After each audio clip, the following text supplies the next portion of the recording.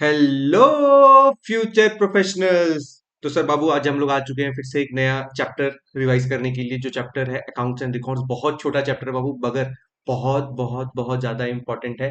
क्योंकि ICI last exam terms में इससे 10 नंबर तक का भी क्वेश्चन पूछ चुका है। ठीक है, तो हम लोग इस चैप्टर को जितने कम टाइम में रिवाइज करना चाहें रिवाइज करके जाएंगे, छोड़ करके कुछ भी नहीं जाएंगे बाबू। स्टार्ट करने से पहले बस एक छोटा सा रिक्वेस्ट है कि अगर आप चैनल में आए और इस वीडियो को देख रहे हो तो इस वीडियो को सब्सक्राइब कर लो, वीडियो को लाइक कर दो, चैनल को सब्सक्राइब कर लो, और साथ में इस वीडियो को शेयर कर दो उस दोस्तों के साथ जो सीए इंटर का एग्जाम लिखने वाले हैं। साथ में अगर कोई भी चीज डाउट्स होता है या कोई भी सजेशन है बाबू, तो आप कमेंट बॉक्स में छोड़ सकते हो। तो चलो स्टार्ट करते हैं बिना किसी देरी के।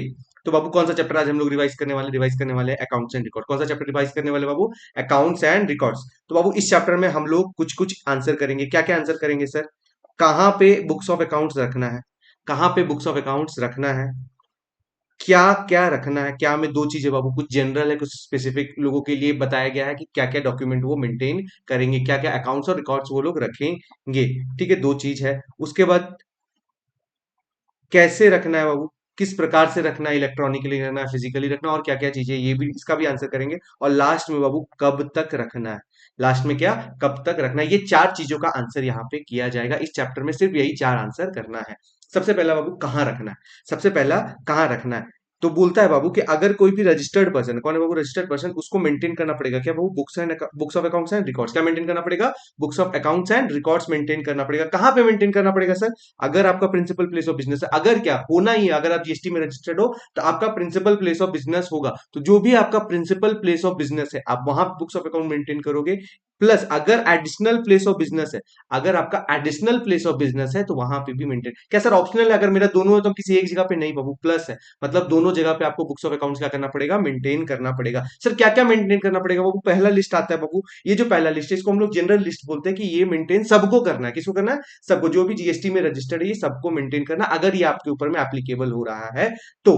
सबसे पहला क्या, अगर आप कोई भी मैन्युफैक्चर या प्रोडक्शन कर रहे हैं तो जो भी गुड्स मैन्युफैक्चर और प्रोड्यूस कर रहे हैं उसका डिटेल मेंटेन। सर क्या मेंटेन करना है? तो बाबू कॉस्ट शीट मेंटेन करना पड़ता है कि आपका कॉस्ट शीट जो है वो कॉस्ट शीट मेंटेन करो कि क्या क्या कैसे कैसे आपका एक्सपेंसेस लगा है, क्या क्या खर्चा लगा है।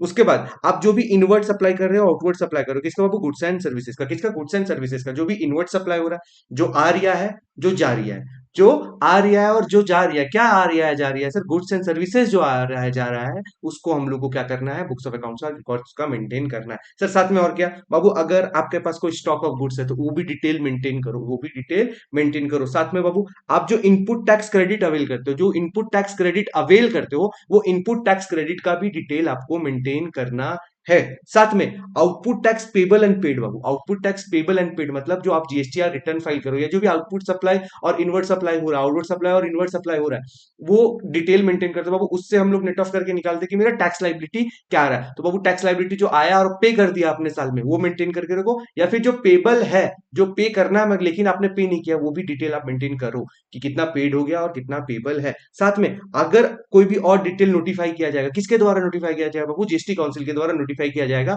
तो वो भी आपको मेंटेन करके चलना है। लेकिन बाबू तीन चीजें हैं। कौन सी तीन चीजें हैं बाबू? ये तीन चीजें कौन कौन सी? Stock of goods, input tax credit and output tax payable and paid. ये तीन चीजें एक जन को मेंटेन नहीं करनी। सर किसको मेंटेन नहीं करनी बाबू?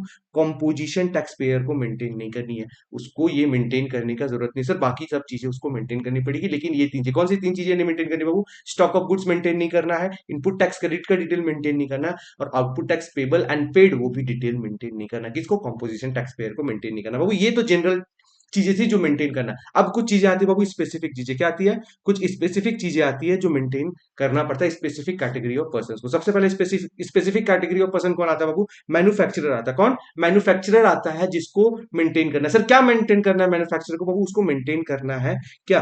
Monthly production account. कौन सा बाबू? Monthly production account. Sir monthly production account में क्या दिखाएगा बाबू? वो दो चीजें दिखाएगा। क्या? क्वांटिटेटिव डिटेल्स ऑफ इनपुट्स, मतलब बाबू अगर वो मैन्युफैक्चर कर रहा है तो क्या क्या इनपुट यूटिलाइज किया, उसका क्वांटिटेटिव डिटेल। जैसे बाबू अगर हम कुछ बना रहे हैं तो उसमें मेरा एक्स रॉ मटेरियल 10 लगा, वाई रॉ मटेरियल 20 लगा, जेड रॉ मटेरियल 5 लगा, तो ये जो क्वांटिटेटिव डिटेल आप जो खरीद रहे हो उसको मेंटेन करो। कितना यूटिलाइज कर रहे हो उसको मेंटेन करो। साथ में बाबू quantitative details of goods produce, बाबू अगर आप इनपुट डाल रहे हो तो कुछ तो आउटपुट निकलेगा। जैसे राहुल गांधी ने बोला था इधर से आलू डालो उधर से सोना निकलेगा, इधर से आलू डालो उधर से सोना निकलेगा। तो आलू जो डाल रहे हो वो क्या है, इनपुट है, और जो सोना निकल रहा है वो क्या है, आउटपुट है। तो आलू कितना डाले उसका डिटेल मेंटेन करो, और सोना कितना निकला उसका क्वांटिटेटिव डिटेल मेंटेन करो। हाँ कि ना बाबू, कैसे, मंथली प्रोडक्शन अकाउंट में आपको मेंटेन करना है। सेकंड बाबू कौन सा, सर्विस प्रोवाइडर। कौन आता है सेकंड बाबू, सर्विस प्रोवाइडर। सर्विस प्रोवाइडर जो भी सर्विस प्रोवाइड कर रहा है उसको भी कुछ डिटेल मेंटेन करना है। सर क्या डिटेल मेंटेन करना है बाबू, मेंटेन करना है quantity detail of goods use, quantity detail of goods use. जैसे बाबू restaurant, restaurant is a service provider. क्या है बाबू, सर्विस प्रोवाइडर। मगर बाबू सर्विस प्रोवाइड करने के लिए वो जो खाना बना रहा है उसके लिए गुड्स तो यूज कर रहा है ना, गुड्स यूज कर रहा है ना, क्या क्या गुड्स यूज किए आप वो डिटेल मेंटेन करके रखो। साथ में बाबू अगर कोई भी सर्विस आप लिए हो, कोई भी सर्विस लिए हो, या इनपुट सर्विस जिसको हम लोग बोलते हैं, अगर कोई सर्विस प्रोवाइडर सर्विस लेता है खुद के लिए उसको हम लोग क्या बोलते हैं बाबू, इनपुट सर्विस बोलते हैं। अगर आपको इनपुट सर्विस यूटिलाइज की हो उसका डिटेल मेंटेन करो। और साथ में जो भी सर्विस आप सप्लाई कर रहे हो, क्या करे बाबू, जो भी सर्विस सप्लाई कर रहे हो उसका भी डिटेल आप मेंटेन करके रखोगे। हो गया, इस कौन मेंटेन करेगा बाबू, सर्विस प्रोवाइडर मेंटेन करेगा। अब अगला आता है बाबू एजेंट। अगला कौन सा आता है, एजेंट आता है। एजेंट को भी कुछ डिटेल्स मेंटेन करके रखना है। सबसे पहला क्या चीज है, अगर वो एजेंट है बाबू तो किसी का प्रिंसिपल का एजेंट होगा। हाँ कि ना, अगर कोई एजेंट है उसका कोई तो प्रिंसिपल होगा, प्रिंसिपल ही एजेंट को अपॉइंट करता है बाबू। तो जो भी एजेंट होगा ना वो एक ऑथराइजेशन रिसीव करके रखेगा। क्या बाबू, ऑथराइजेशन रिसीव करके रखेगा, किसके द्वारा, प्रिंसिपल के द्वारा। कि आप प्रिंसिपल के द्वारा में चाहे तो गुड्स रिसीव करोगे या उसके बिहाफ में सप्लाई करोगे, वो ऑथराइजेशन सर्टिफिकेट आपके पास होना चाहिए, ऑथराइजेशन लेटर आपके पास होना चाहिए। साथ में बाबू ऑथराइजेशन लेटर के साथ में और क्या मेंटेन करना है, डिटेल मेंटेन करना है। सर क्या डिटेल मेंटेन करना है बाबू, जो भी प्रिंसिपल के बिहाफ में गुड्स आप रिसीव कर रहे हो या सप्लाई कर रहे हो, प्रिंसिपल के बिहाफ में जो भी गुड्स रिसीव कर रहे हो और साथ में प्रिंसिपल के बिहाफ में जो गुड्स सप्लाई कर रहे हो उसका डिटेल। सर क्या डिटेल में क्या मेंटेन करेंगे, सर सबसे पहला ग्रिड डिस्क्रिप्शन कि क्या आप सप्लाई कर रहे हो, उसका वैल्यू क्या था और उसका क्वांटिटी क्या था बाबू। जैसे फॉर द एग्जांपल एक स्टील शॉप है, ठीक है, उसके हम एजेंट है, उसके बिहाफ में हम मार्केट में जाकर के सामान सेल करते हैं। हाँ कि ना, हम सामान जाकर के सेल करते हैं। अब उसके बिहाफ में मेरे पास ऑथराइजेशन लेटर हुआ, वो लिख के उसके बिहाफ में हम बाय और सेल कर सकते हैं, रिसीव और सेल कर सकते, सप्लाई कर सकते हैं। क्या सर सप्लाई किया, अगर हम मान लो उसके बिहाफ में रॉड सप्लाई किए बाबू, तो डिस्क्रिप्शन क्या हो गया, रॉड हो गया। सर कितना बाबू, 1000 केजी हमने रॉड सप्लाई किया, 1000 केजी मैंने रॉड सप्लाई। सर उसका वैल्यू क्या हो जाएगा, वैल्यू क्या बाबू, अगर मान लो 1000 केजी का रॉड आपने सप्लाई किया तो उसका वैल्यू अगर मार्केट में 10 लाख रुपए तो वो वैल्यू हो जाएगा। तीन चीज मेंटेन करना है, क्या क्या मेंटेन करना है बाबू, description of the good, value of the goods, and को क्या क्वांटिटी था उस गुड्स का, वो चीज मेंटेन करके रखना है। ये डिटेल मेंटेन करना, जो रिसीव कर रहे हो और जो सप्लाई कर रहा है एजेंट, वो मेंटेन करके रखना है। उसके बाद बाबू अगर प्रिंसिपल आपको कोई स्टेटमेंट प्रोवाइड करता है, account statement, detail account statement provide करता है मंथली बेसिस में, वीकली बेसिस में, कि आप मेरे बिहाफ में इतना गुड्स सप्लाई किए, आप मेरे बिहाफ में इतना गुड्स रिसीव किए, तो वो जो स्टेटमेंट प्रिंसिपल को आपको देगा, एजेंट को देगा, वो एजेंट को मेंटेन करना पड़ेगा। साथ में बाबू आपने जो टैक्स पे किया, receipt on supply of goods on the behalf of principal, principal के बिहाफ में जो आप सप्लाई कर रहे हो, रिसीव कर रहे हो या सप्लाई कर रहे हो, उसके बिहाफ में जो टैक्स का पेमेंट हो रहा है बाबू, वो आपको डिटेल मेंटेन करना, क्या करना है, वो डिटेल आपको मेंटेन करना है। ये था बाबू एजेंट के लिए। उसके बाद अगला आता है बाबू वर्क्स कॉन्ट्रैक्ट। अगला कौन सा आता है बाबू, वर्क्स कॉन्ट्रैक्ट। वर्क्स कॉन्ट्रैक्ट बाबू काम करने वाला जो ठेकेदार होता है, जनरली हम लोग वर्क्स कॉन्ट्रैक्ट को क्या बोलते हैं बाबू, ठेकेदार बोलते हैं बाबू। ठेकेदार को भी कुछ चीजें मेंटेन करने की जरूरत है, books of accounts and records maintain करने की जरूरत है। एक तो जनरल में हम लोग पढ़ लिए थे, कुछ स्पेसिफिक चीजें। क्या स्पेसिफिक चीजें सर, हम लोग यहाँ पे डिस्कस करेंगे। सबसे पहला बाबू, name and address of the person on the behalf work executive, जिसके बिहाफ में वो ठेकेदार काम कर रहा है उसका नाम और उसका एड्रेस लेकर के रखो। ठेकेदार जिसके बिहाफ में काम कर रहा है उसका नाम और एड्रेस लेकर के रखो। सर साथ में क्या करना बाबू, अगर जिसके लिए आप काम कर रहे हो, अगर वो आपको गुड्स दे रहा है, आपको सिर्फ काम करना, आपको हम गुड्स दे रहे हैं। जैसे बाबू मैंने अपना ऑफिस बनवाया है, ठीक है, तो वहां पे मुझे दो ऑप्शन दिया था, जो भी मेरा इंटीरियर डिजाइनर था उसने दो ऑप्शन दिया, सर एक काम कीजिए, आप चाहे तो आप हमको गुड्स सप्लाई कर दीजिए, हम बस काम कर देंगे, या फिर सर आप हमको पूरा काम करके डिजाइन बता दीजिए, हम मार्केट से मटेरियल खरीद लेंगे और हम कर देंगे। तो बाबू पहला केस में क्या हो रहा था, हम उसको सामान सप्लाई कर रहे थे, वो ठेकेदार था, हम उसको सामान सप्लाई कर रहे हैं। तो बाबू जो भी हम सामान सप्लाई कर रहे हैं ना, जो ठेकेदार सामान रिसीव कर रहा है उसका डिटेल मेंटेन करेगा। क्या डिटेल मेंटेन करेगा बाबू, डिस्क्रिप्शन, क्या रिसीव किया, जैसे बाबू मैंने उसे प्लाई सप्लाई किया, मैंने उसे लेमिनेट सप्लाई किया, मैंने उसे मरीन सप्लाई किया, तो वो डिस्क्रिप्शन, कितना प्लाई, कितना लेमिनेट, कितना मरीन सप्लाई किया, उसका क्वांटिटी, उसका क्या वैल्यू था, वो सब मेंटेन करके रखेगा। साथ में बाबू अगर वो मेरे बिहाफ में जितना जो सामान मैंने दिया उसको कितना यूटिलाइज कर रहा है, कितना यूटिलाइज कर रहा है, अगर मैंने प्लाई दिया है तो वो घर पे रखने के लिए नहीं ऑफिस बनाने के लिए दिया है, तो वो प्लाई यूज करेगा ऑफिस बनाने के लिए। कितना यूज किया उसको रखो, क्या क्या यूज कर लिया, जैसे प्लाई इतना, प्लाई मैंने 10 पीस दिया था उसमें 6 पीस उसने यूज कर लिया, बता दिया प्लाई यूज हो गया, कितना यूज हो गया, 6 पीस यूज हो गया, उसका वैल्यू टोटल कितना आ गया बाबू, जो भी वैल्यू था वो वैल्यू उसका बता देगा। उसके बाद detail of payment receive, detail of payment receive, detail of payment receive मतलब बाबू ऑब्वियसली अगर हम उसको काम दे रहे हैं तो बीच बीच में उसको हमको पेमेंट करना पड़ेगा बाबू। ये क्या बोलते हैं, कंप्लीशन बेसिस में पेमेंट होता है, कंप्लीशन बेसिस में पेमेंट होता है कि सर अगर हम आपका जितना भी प्लाई हम उसका ढांचा खड़ा कर लेंगे, अगर स्ट्रक्चर खड़ा कर लेंगे तो उसका आपको 30% आपको हमको पेमेंट करना पड़ेगा सर। उसके बाद उसमें अगर हम लैमिनेट साट दिए तो आपको फिर 30% पेमेंट करना पड़ेगा, ये पेमेंट करे बाबू। तो जो पेमेंट रिसीव हो रहा है ना ठेकेदार को, कॉन्ट्रैक्टर को जो पेमेंट रिसीव हो रहा है, वर्क्स कॉन्ट्रैक्ट को जो पेमेंट रिसीव हो रहा है, वो पेमेंट का डिटेल मेंटेन करके चलेगा। साथ में बाबू name and address of the supplier, name and address of the supplier बाबू जरूरी नहीं है कि सारा सामान हम उसको सप्लाई कर दे। दूसरा वाला केस क्या था कि वो खुद सामान खरीद रहा है, तो बाबू जिससे वो सामान खरीद रहा है ना, जो सप्लायर है ना, उसका भी नेम एंड एड्रेस मेंटेन करके रखेगा। ये हो गया बाबू वर्क्स कॉन्ट्रैक्टर से रिलेटेड। अगला आता है बाबू कौन सा, गोडाउन वेयर हाउस ओनर या फिर transport owner. Godown warehouse owner या ट्रांसपोर्ट ऑपरेटर, ट्रांसपोर्ट ऑपरेटर बाबू इन लोगों को भी कुछ चीजें मेंटेन करनी पड़ती है। सबसे पहला क्या बाबू, ऑब्वियसली गोडाउन है उसमें वो सामान रख रहा होगा, अपना सामान भी बाहर के भी सामान वो लोग रखते हैं, तो सर क्या मेंटेन करना पड़ेगा बाबू, बुक्स ऑफ अकाउंट मेंटेन करना है फॉर अ पीरियड। कौन कितने पीरियड के लिए बाबू, अगर आप किसी का सामान अपने गोडाउन में रख रहे हैं उस पीरियड के लिए आप क्या कीजिए, बुक्स ऑफ अकाउंट मेंटेन कीजिए। और उसमें क्या रखेंगे बाबू कि कितना सामान आप डिस्पैच कर दिए, कितना सामान आप डिस्पैच कर दिए, कितना सामान आपको रिसीव हुआ, या अगर कोई भी रिसीव मूवमेंट हो रहा है या फिर डिस्पोजल हो रहा है। वो मैंने सामान दिया, आपने सामान रिसीव किया, उसका डिटेल मेंटेन करो। अगर आपने सामान वहां से डिस्पैच कर दिया तो वो डिस्पैच का डिटेल मेंटेन करो। अगर कोई रिसीव मूवमेंट हो रहा है यहां से वहां, आप एक गोडाउन से दूसरे गोडाउन पे भेज रहे हो, वो रिसीव मूवमेंट जो हो रहा है वो भी डिटेल मेंटेन करो। या फिर अगर ऐसा कोई सामान हो गया आपके गोडाउन में पड़े पड़े एक्सपायर हो गया और मैंने बोला कि एक काम करो वो खराब हो गया आप उसको डिस्पोज कर दो, अगर कोई डिस्पोजल भी कर रहे हो ना उसका भी डिटेल मेंटेन करके रखना। साथ में बाबू क्या, ट्रांसपोर्टर को record of goods transport, goods transport मतलब बाबू कि अगर कोई भी गुड्स हम वहां से ट्रांसपोर्ट करवा दिए, क्या करवा दिए बाबू, ट्रांसपोर्ट। डिस्पैच का मतलब डिस्पैच हम अपने आउटलेट पे मंगा रहे हैं, अगर मान लो कि हम वहां से कहीं डायरेक्ट अपने बायर को भेज रहे हैं, डायरेक्ट अपने बायर को भेज रहे हैं, तो वो क्या हो गया बाबू, गुड्स ट्रांसपोर्ट हो गया। अगर ट्रांसपोर्ट करवा दिए, अगर कोई गुड्स डिलीवर हो गया and good stored along with GSTIN and consignor, consignee क्या बाबू, जो गुड्स डिलीवर हो गया वो भी, और गुड्स जो स्टोर कर रहे हैं ना, जो स्टोर करोगे उसका कंसाइनर कौन है, उसका कंसाइनी कौन है, वो सब भी डिटेल आपको मेंटेन करना पड़ेगा। उसका जीएसटीआईएन है तो जीएसटीआईएन के साथ हम मेंटेन करोगे, क्या करोगे, जीएसटीआईएन के साथ मेंटेन करोगे। अगला आता है बाबू ट्रांसपोर्टर या वेयर हाउस ओनर के लिए या ऑपरेटर के लिए, क्या आता है बाबू, इज नॉट ऑलरेडी रजिस्टर्ड, अगर वो लोग रजिस्टर्ड नहीं है, अगर बाबू जो भी ट्रांसपोर्ट ऑपरेटर है, ठीक है, वेयर हाउस ओनर है या गोडाउन ओनर है, अगर ये लोग रजिस्टर्ड नहीं है, अगर ये लोग रजिस्टर्ड नहीं है बाबू, तो ये लोग बुक्स ऑफ अकाउंट जो हम लोग बताए वो तो रिकॉर्ड करेगा, क्योंकि हम लोग क्या बोले, जो भी जीएसटी में रजिस्टर्ड है उन लोगों को मेंटेन करना। लेकिन यहाँ पे ये लोग रजिस्टर्ड नहीं है, even though they are not registered, they need to keep the record जो यहाँ पे मेंशन किया गया है। लेकिन बाबू जब मेंटेन करोगे तो आपको एक क्या चीज लेना पड़ेगा, यूनिक इनरोलमेंट नंबर लेना पड़ेगा। क्या लेना पड़ेगा, यूनिक इनरोलमेंट नंबर लेना पड़ेगा बाबू। ये किसके लिए था, गोडाउन वेयर हाउस ओनर या ट्रांसपोर्ट ऑपरेटर के लिए था। अगला आता है बाबू कस्टोडियन या क्लियरिंग एंड फॉरवर्डिंग एजेंट। कौन बाबू, कस्टोडियन या clearing and forwarding agent. Babu generally ये किन लोगों पे एप्लीकेबल होता है बाबू, जब हम लोग गुड्स बाहर एक्सपोर्ट करते हैं या इंपोर्ट करते हैं ना, उस जगह पे ये लोग आता है जो क्लियर करवा करके फॉरवर्डिंग एजेंट होता है, या कस्टोडियन या क्लियरिंग एजेंट हम लोग उसको बोलते हैं। तो उन लोगों को भी क्या करना है बाबू, कुछ डिटेल मेंटेन करके चलना है। क्या डिटेल मेंटेन करके चलना है सर, ये दो डिटेल चीज मेंटेन करके चलना है। क्या बाबू, detail of goods handle on the behalf of registered person, जो भी रजिस्टर्ड पर्सन है उसके बिहाफ में आप जो गुड्स हैंडल कर रहे हो ना, चाहे आप एक्सपोर्ट कर रहे हो या इंपोर्ट कर रहे हो, आप उसका डिटेल मेंटेन करो, सिर्फ उसका डिटेल मेंटेन करो। साथ में बाबू provide detail whenever registered, whenever registered by proper officer, whenever required by proper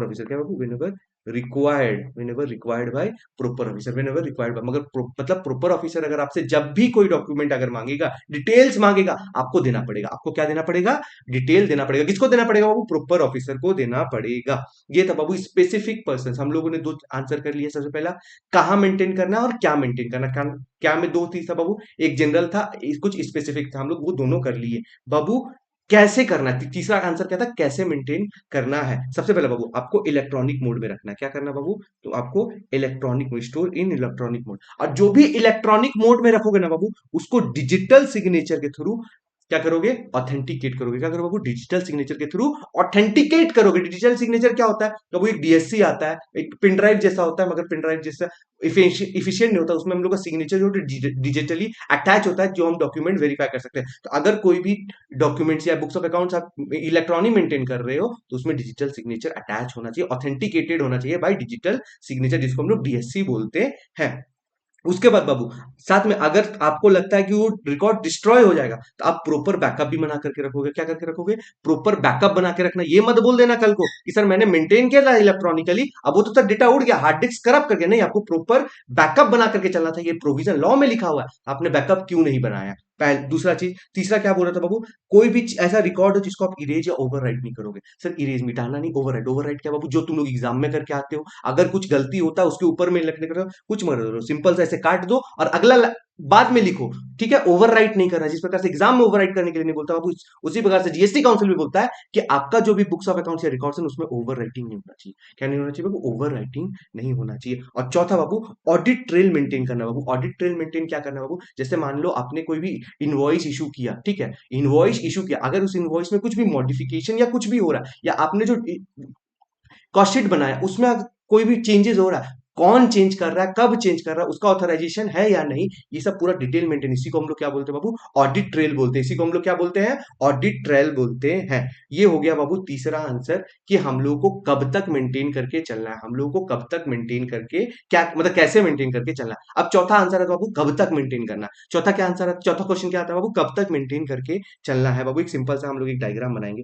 ये हो गया आपका फाइनेंशियल ईयर 24-25, ये मार्च में खत्म हो जाएगा। सर इसका एनुअल रिटर्न कब तक फाइल करना होता है बाबू? वैसे तो लॉ में लिखा रहता है 31 दिसंबर 2025। 31 दिसंबर 2025 तक आपको क्या कर देना है बाबू? एनुअल रिटर्न क्या फाइल कर देना है बाबू? एनुअल रिटर्न फाइल कर देना। क्या फाइल कर देना है? एनुअल रिटर्न फाइल कर देना। तो जब भी आप एनुअल रिटर्न फाइल कर रहे हो ना, या उसका ड्यू डेट जब भी होता है, वहां से लेकर के, यहां से लेकर के 72 मंथ्स, कितना बाबू? 72 मंथ्स, या फिर आप 6 ईयर्स भी बोल सकते हो। 6 ईयर भी बोल सकते हो बाबू। 12 इंटू 6 क्या होता है?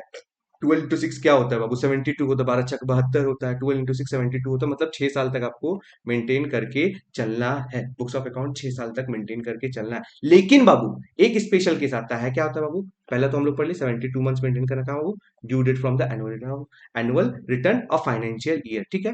हाँ, मगर एक स्पेशल केस आता है। स्पेशल केस क्या आता है बाबू? कि अगर मान लो क्या हो रहा है, अगर मान लो कि आपका कोई भी फाइल अपील में या कोई भी प्रोसीडिंग में चला गया, अगर कोई भी कोर्ट केस में चला गया, ठीक है, तो जब भी आपका कोर्ट केस खत्म होता है, जब भी आपका कोर्ट केस खत्म होता है बाबू, तो पहला तो 72 मंथ नॉर्मली चेक कर लो। 72 मंथ नॉर्मली चेक कर लो। उसके बाद जब भी केस आपका खत्म हो रहा है, जब भी केस आपका, मान लो केस आपका यहाँ पे खत्म हुआ, और वहां से 1 साल, कितना? 1 साल, वहां से 1 साल जो भी लेटर होगा ना, आपको तब तक मेंटेन करना है। एक तो ओरिजिनल प्रोविजन था कि एनुअल रिटर्न से सर हमको 6 साल तक मेंटेन करना, वो तो चलो ही। अगर मान लो कोई ऐसा आपका केस प्रोसीडिंग, अपील या कोई भी कोर्ट केस चल रहा है, ठीक है, तो वहां जब भी केस आपका डिस्पोज होता है, जब भी केस आपका क्या होता है बाबू? डिस्पोज होता है, वहां से 1 साल तक आपको मेंटेन करके चलना है। तो बाबू अगर 1 साल पहले खत्म हो रहा था, आपको यहाँ तक विच एवर इज लेटर, यहाँ तक, अगर मान लो मेरा केस यहाँ पे 1 साल केस खत्म होने के बाद यहाँ हो रहा है, तो आपको कम से कम यहां तक मेंटेन करना पड़ेगा, डिपेंडिंग अपॉन दी केस, वो केस टू केस डिफर करेगा। ठीक है, ये था बाबू, आपको मेंटेन करके चलना। विच एवर इज लेटर, देखो यहाँ पे लिखा हुआ बाबू, whichever is later 1 year from the disposal of such appeal, या 72 मंथ्स, जो भी ओरिजिनल हम लोग देख रहे थे। Whichever is later, whichever is later, ये था बाबू तुम लोग का पूरा अकाउंट्स एंड रिकॉर्ड्स। बाबू बहुत बहुत बहुत इंपॉर्टेंट चैप्टर, बहुत इंपॉर्टेंट चैप्टर। एग्जाम में 10 नंबर तक का आईसीआई क्वेश्चन इससे पूछ लेता है। बहुत बच्चा लोग इसको स्किप करके चल जाता है, या ऊपर से रीड करके चला जाता है, मगर बहुत इंपॉर्टेंट चैप्टर है बाबू। इस चैप्टर को हम लोगों ने 20 मिनट से कम के टाइम पे इसको पूरा डिटेल में हम लोगों ने खत्म कर दिया। इतने टाइम में तो क्लास में पूरा चैप्टर ही खत्म कर दिया, उतने डिटेल में हम लोग इसको यहाँ पे रिवाइज भी कर लिए हैं। क्या कर लिए? रिवाइज कर लिए बाबू। तो अगर आपको ये रिवीजन वीडियो इफेक्टिव लग रहा है बच्चा, तो इस वीडियो को लाइक कर दें, अपने दोस्तों के साथ शेयर कर दे, चैनल को सब्सक्राइब कर दे, ऐसे ही अमेजिंग और डिटेल रिवीजन वीडियोस के लिए। और अगर आप ये वीडियो 22 तारीख 22 मार्च 2025 से पहले अगर देख रहे हो बाबू, तो हम लोग लॉन्च करने वाले हैं एक प्रैक्टिस बैच, जहां पे हम लोग सिर्फ रिवीजन नहीं, साथ में क्वेश्चन भी सॉल्व करेंगे कि सर कैसे क्वेश्चन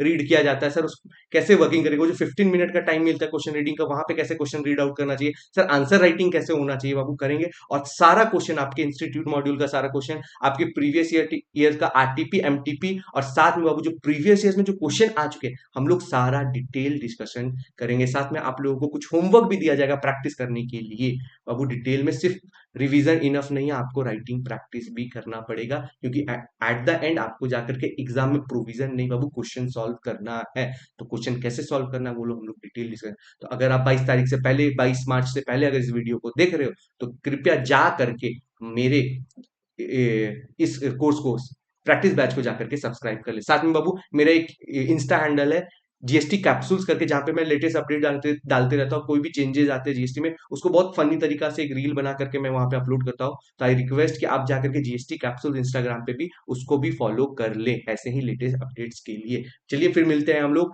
अगले रिवीजन वीडियो में, तब तक के लिए गुड नाइट।